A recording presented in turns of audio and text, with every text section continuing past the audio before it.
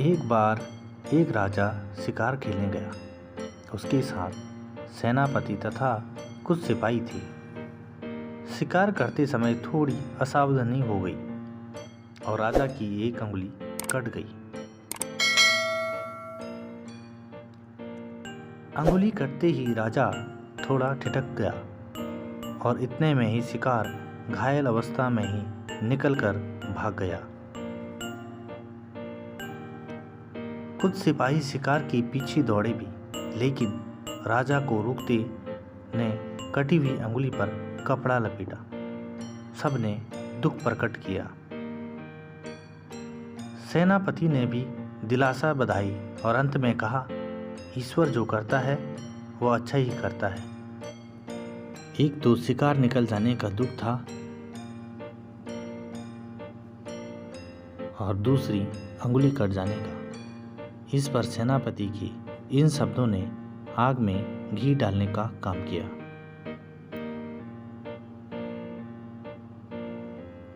राजा की आंखों में गुस्सा बरस पड़ा। राजा बोला, मेरा हाथ लहूलुहान हो गया, तेज दर्द हो रहा है और तुम जली पर नमक छिड़क रहे हो।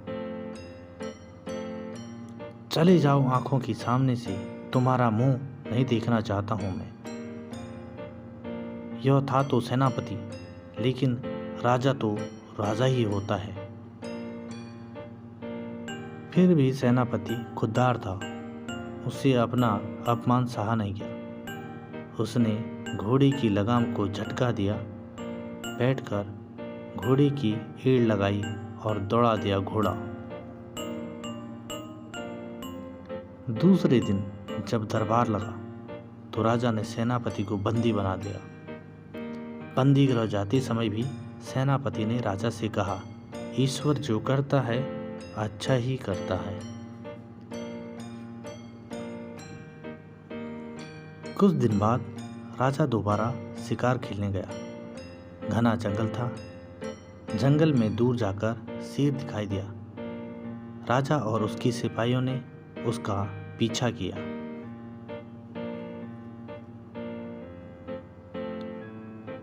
व्यूह रचकर आगे बढ़ने लगी। किसी तरह शेर तो निकलकर भाग गया, लेकिन ये लोग पीछा करते करते तितर बितर होकर भटक गई।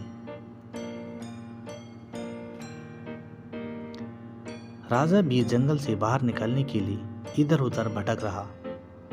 अंत में राजा को सामने से भीलों का झुंड आता हुआ दिखाई दिया।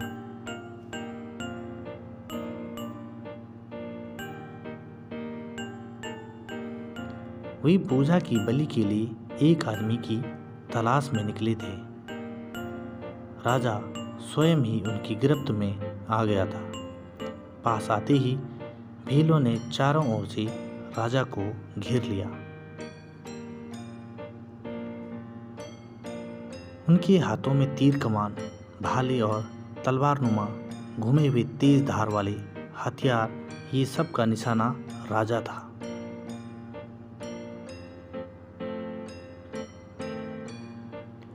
भीलों ने राजा की हथियार छीन ली और पकड़कर ले चले।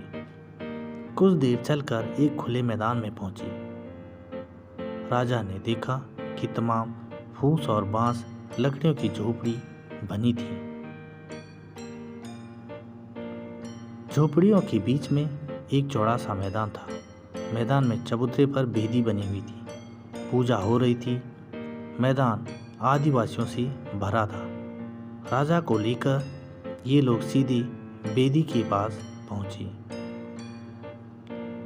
बेदी के पास ही तेज धार वाला हथियार लिए एक भील बैठा था। यह सब देखकर राजा समझ गया कि उसकी बलि चढ़ने के लिए बेदी पर लाए हैं।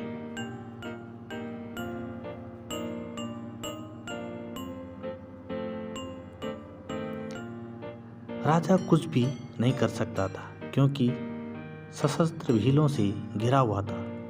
बलि देने से पहले भीलों के राजा हाथ पैर आदि को ध्यान से देखा।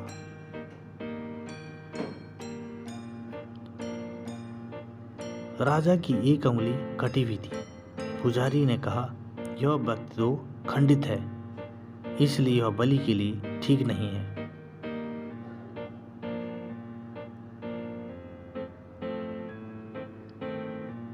अंततः भीलों ने राजा को घोड़ा और उसके हथियार देकर आजाद कर दिया और हाथ का इशारा करते हुए जाने के लिए कहा। राजा ने उनकी बताए हुए रास्ते पर घोड़ा दौड़ा दिया।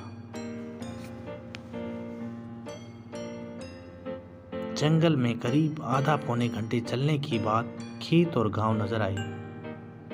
रात के समय राजा अकेला महल पहुंचा।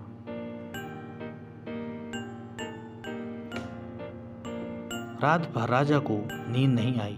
पूरी रात सेनापति का चेहरा उसके सामने जाता रहा और उसके कहे हुए शब्द सुनाई पड़ते रहे।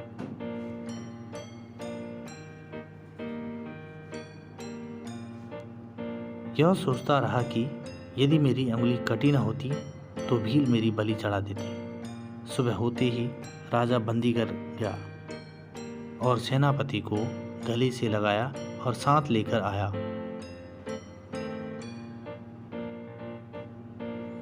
राजा ने सेनापति से बातों बातों में पूछ लिया कि जो बात तुमने मेरी अंगुली कटते समय कही थी, वही बात बंदी रह जाते समय भी कही थी।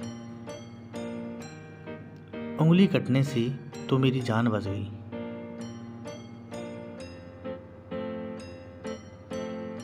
लेकिन बंदी गृह जाने से तुम्हारा क्या भला हुआ? बंदी गृह जाकर कष्ट ही मिला, सेनापति बोला। नहीं राजन, युद्ध और शिकार में हमेशा मैं आपके साथ छाया की तरह साथ रहता आया हूं।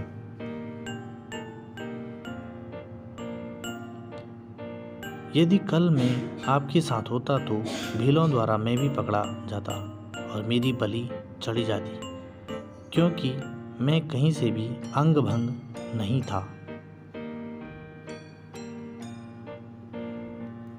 इसलिए मुझे बंदी गृह में डालना अच्छा रहा।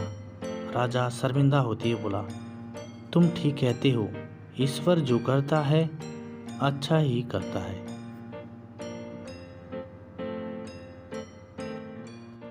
दोस्तों, और भी प्रेरणादायक कहानी सुनने के लिए हमारे चैनल पर बने रहें। अगर आप हमारे चैनल पर नए हैं तो सब्सक्राइब, लाइक, शेयर करना ना भूलें।